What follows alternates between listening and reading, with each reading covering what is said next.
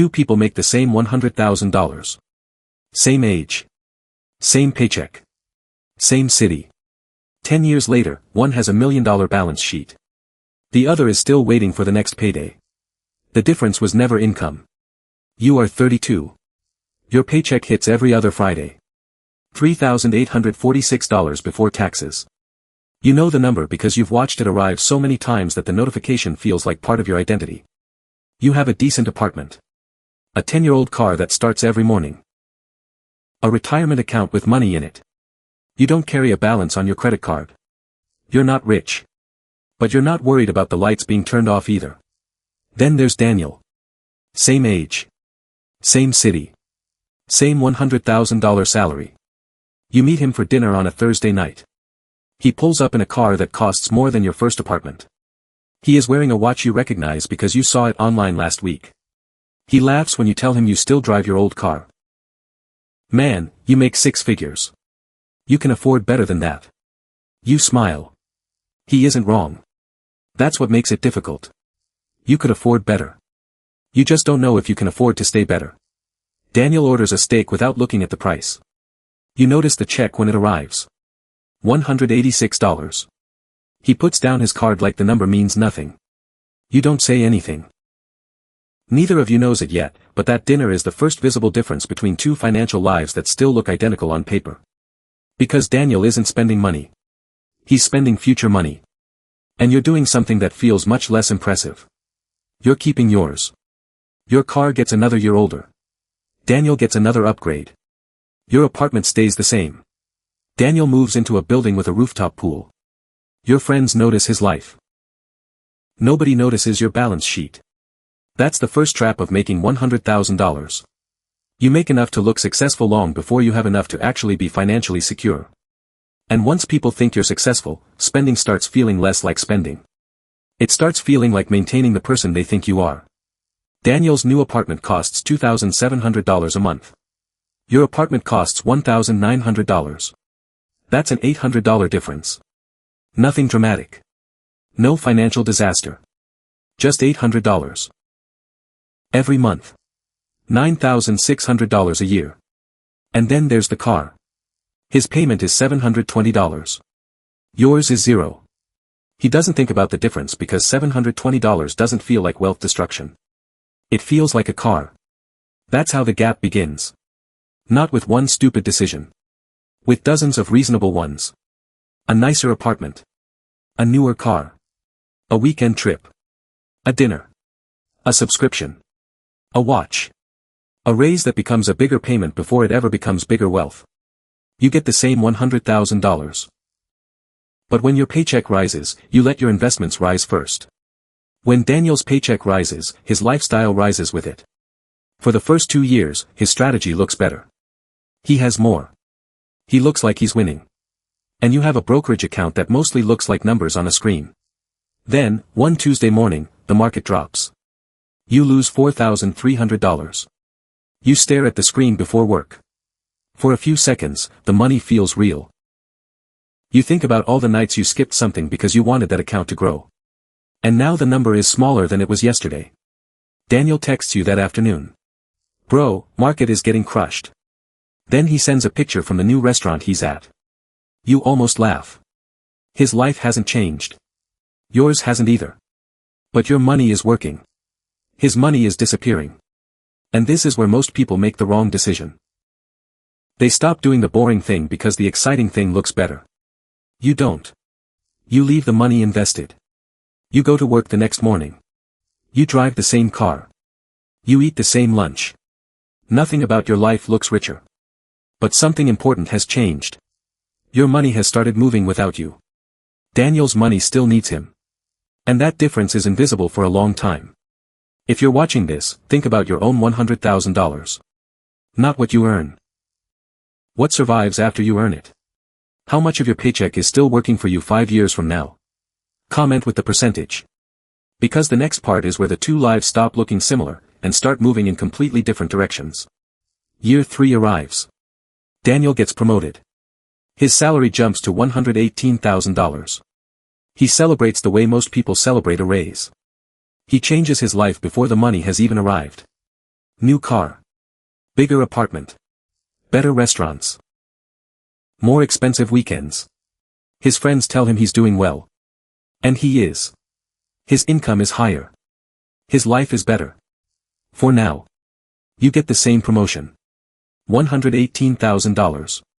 You don't change your apartment. You don't change your car. You increase your investment. Daniel bought himself a better present. You bought yourself a different future. And neither of you can see which decision was more valuable yet. That's the dangerous part. Bad financial decisions rarely punish you immediately. Good financial decisions rarely reward you immediately. For years, they can look exactly the same. Until one day, they don't. Year 5 is where the difference starts becoming uncomfortable. Daniel's income is now $135,000. Yours is $135,000 too. But Daniel has a problem you don't. His life costs $8,000 more every month than it did when he was 32. The apartment got bigger. The car got newer. The restaurants got better. The vacations got longer. None of it was irresponsible by itself. That's what makes lifestyle inflation so difficult to see. Every decision had an explanation. You work hard.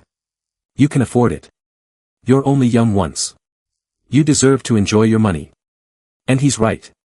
He does deserve to enjoy it. The problem isn't enjoyment. The problem is that his future now depends on maintaining the lifestyle his present income created. Then his company has a bad year. No bonus. No raise. Nothing dramatic.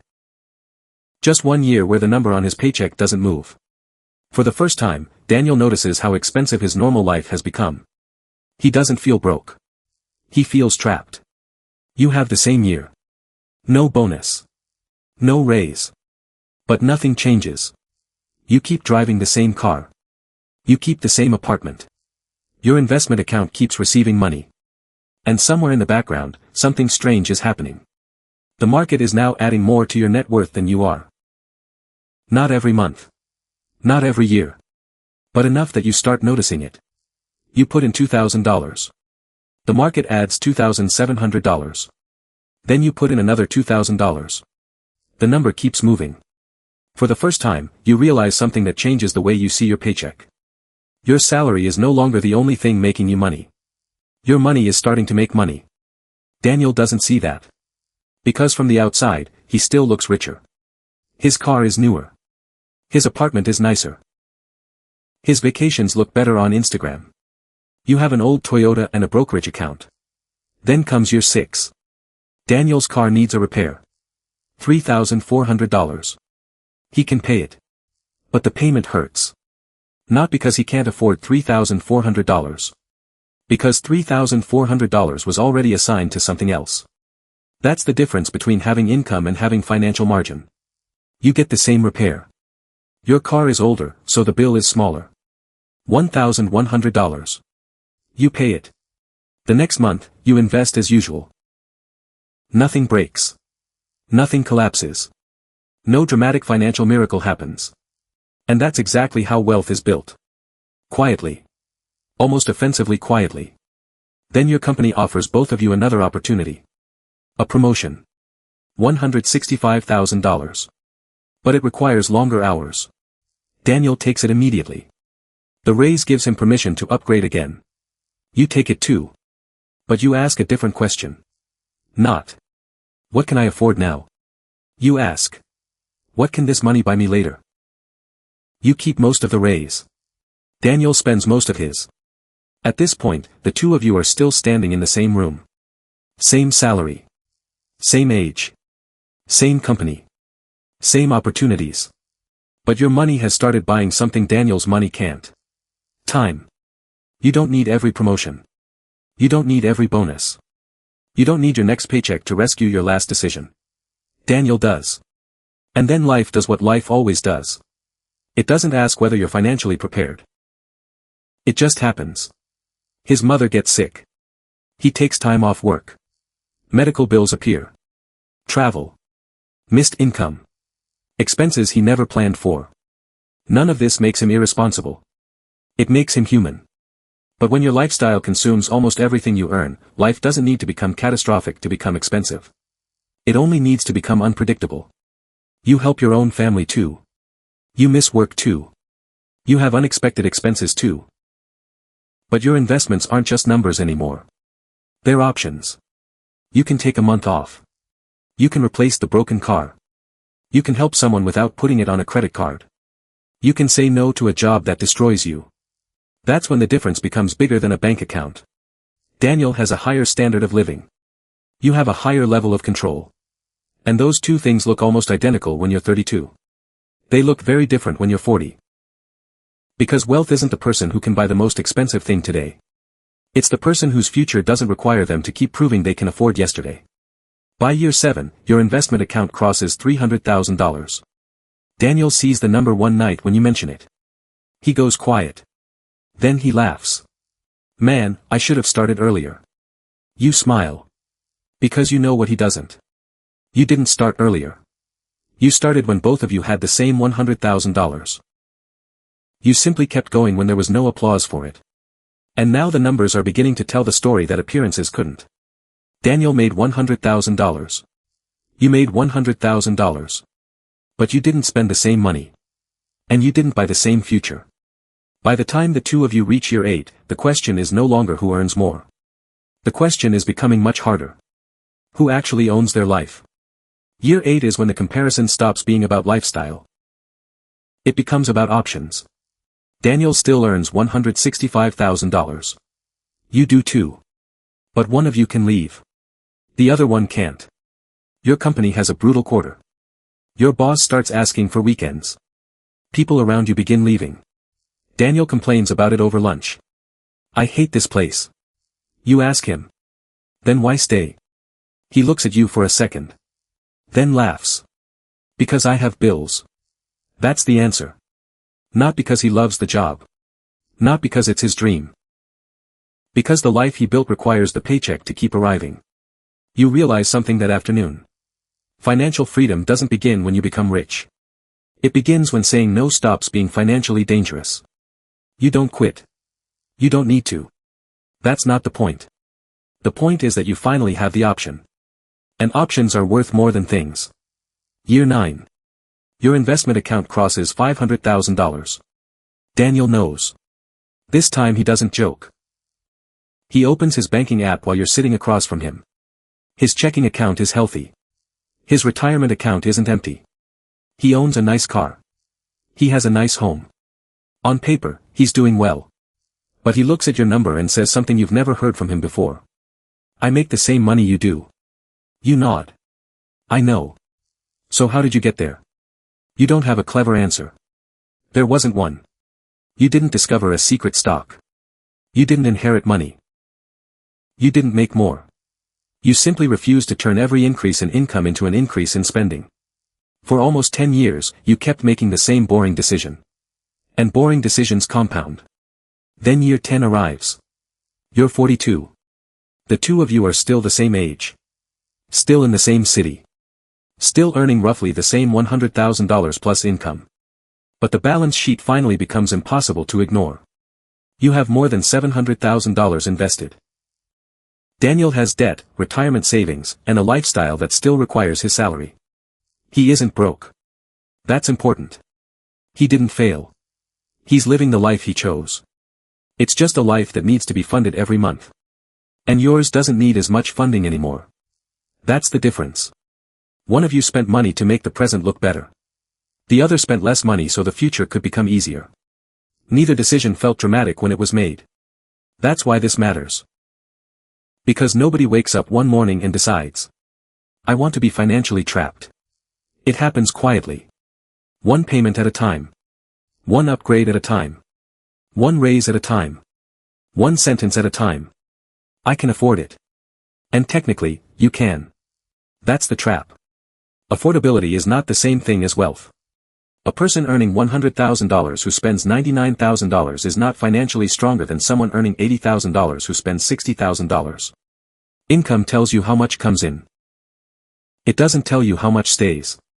And what stays is what gets a chance to compound. 10 years ago, the two of you had the same $100,000. Today, you have two completely different lives. Daniel can still buy almost anything you can buy. That's what makes this harder to see. He can order the steak. He can drive the new car. He can book the vacation. He can live in a better apartment. But there are things you can buy that he can't. You can buy back a year. You can walk away from a bad job. You can take a lower-paying job you actually enjoy. You can help your parents. You can take 6 months off. You can let an opportunity pass without wondering whether the mortgage payment will survive it. That is what your investments were buying the entire time. Not a bigger number. A smaller dependence on your next paycheck. And here's the part most people misunderstand. The goal was never to become the person with the most money. The goal was to become the person who needs the least amount of money to control their own life. 2 people made $100,000. One spent it proving he could afford the life he wanted today. The other used it to make tomorrow less expensive. 10 years later, the difference looks like wealth. But it started much earlier. It started with one question. When your income goes up, does your lifestyle get bigger, or does your freedom get bigger? Because your paycheck can make you look rich. Your choices decide whether you actually are.